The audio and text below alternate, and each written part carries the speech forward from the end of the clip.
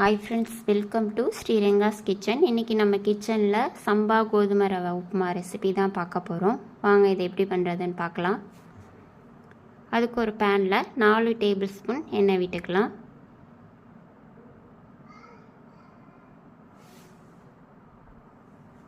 எண்ணெய் சூடானதும் 1 table spoon கடுகு நல்லா பொரியட்டும். இப்போ 1 டேபிள் ஸ்பூன் உளுந்து,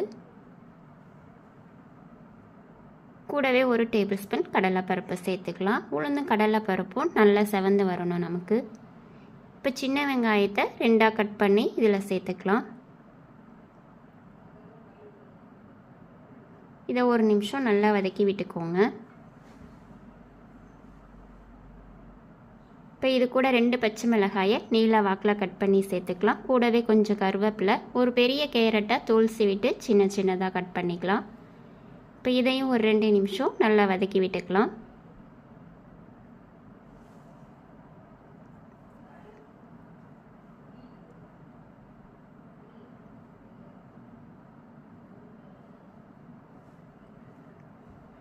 இப்போ 1/4 டேபிள் ஸ்பூன் மஞ்சள் தூள்.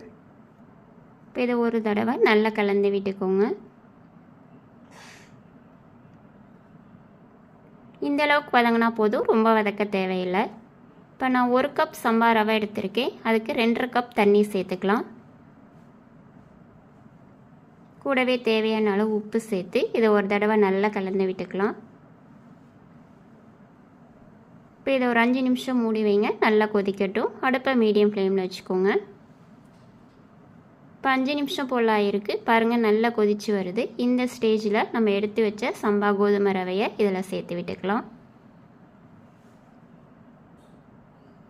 இதை ஒரு தடவை நல்லா கலந்து விட்டுக்கலாம்.